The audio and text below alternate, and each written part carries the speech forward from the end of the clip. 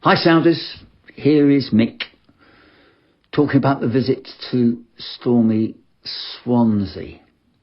I didn't go. I hugely respect the 1100 who did. It can't have been much fun, except of course for the sheer pleasure of being among friends. I have to admit that apart from not enjoying most of what I watched, I had problems simply watching. Sky, driving me nuts. Sky's transmission was pathetic, lamentable, constantly breaking down. I pay Sounders a vast amount of money each month for Sky, and Sky Plus is rubbish.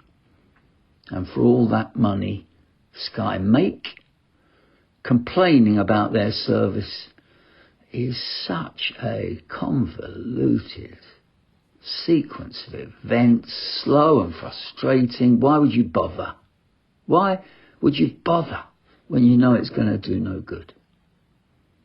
So, Sounders, if I was going to give you a minute-by-minute critique of the game, I couldn't.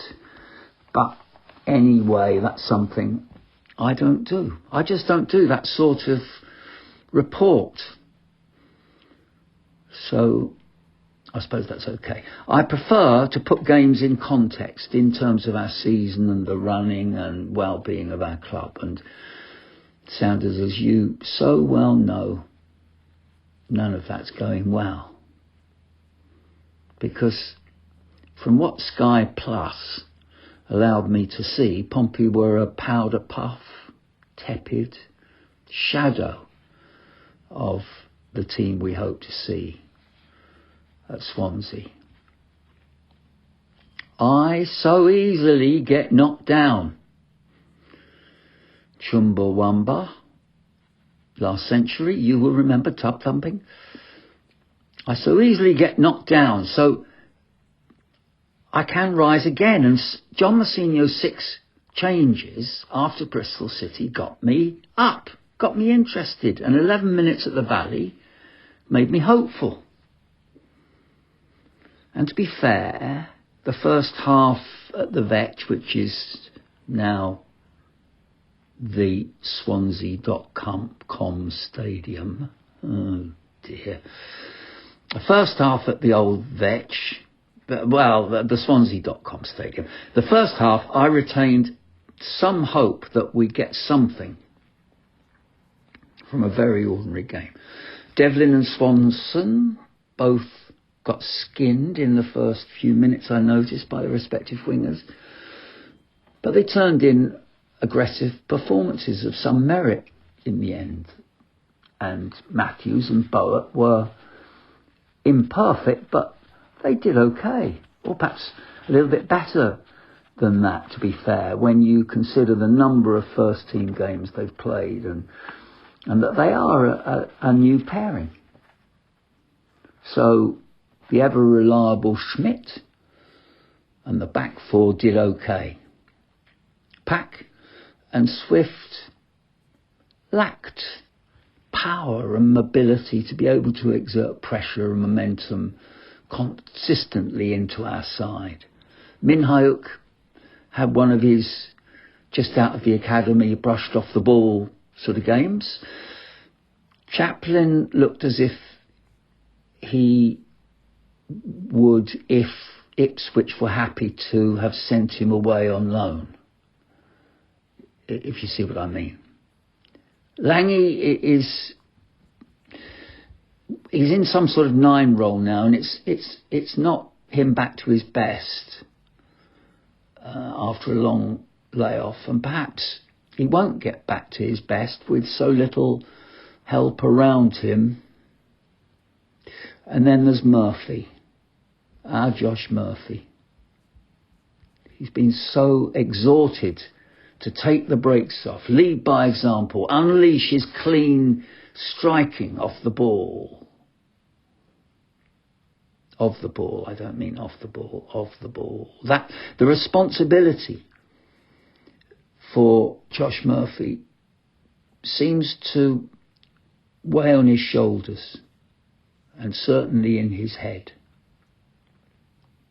We went 1-0 down to a player arriving at the edge of the penalty area unmarked and never looked like saving a point. Thanks to Sky Plus's blank screen, I didn't see the substitutions in play, but I know they didn't transform the game. So we lost in Wales against a side no better than ours, but now several points higher up the table. And Sounders, I haven't recovered from the defeat, can you tell, as I speak to you? Yeah, I'm at the wishing stage. I wish Michael Eisner hadn't come to England and said, don't worry, I'm not going to try and imitate his American, don't worry, Pompey won't go down. If he did say that in England, or did he say that online? I'm just wondering now, actually, I'm not sure. But I wish he hadn't said it, because with the greatest respect to our owner, it was a daft thing to say. And he should have known better. And that's, Mr. Eisner, from someone who supports you. And wishes, I'm on wishes. I wish Regan Poole, and I wish Conor Shaughnessy, and I wish Conor Ogilvie could get fit and back in the side. And I wish John Mousinho could stop wearing his heart on his sleeve and looking like a tortured soul during games at the moment, and so angry and disappointed with all around him afterwards. And that makes me think of John's inexperience. He's a new young manager. He's never had a management experience like this. It'll make him better in the long run. That's no consolation for now, though. And the same goes for Rich Hughes. These are young guys who haven't been through this before. Will they survive at Pompey? I hope so. They've still got the vast majority of Pompey fans behind them. And I call as witness that fantastic reaction from our supporters at the Valley a few days ago when John Mousinho, in his white shoes, marched over to their section after the game had been called off to thank them for coming. And he got an ovation and a song in his honour in return. Back to wishes for a moment, Sounders. I wish for Colby Bishop to score a goal off his backside and realise he can still score goals. And even more, I've got a far-fetched wish here. I wish we could see a debut from a young winger from Crystal Palace, which has style, strength, speed and resilience, and shows from the start an ability to affect games. So, no pressure, young Franco Ume. Enough of wishes. Thanks, Sounders. It's cheered me up talking to you. And now I'm looking forward to Blackburn Rovers. And with no Sky Sports Plus in my way.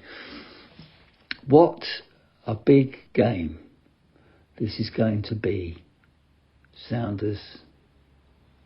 Time to stop wishing and make it all happen at Fratton Park. It's all happening, Sounders. Play out, Pompey.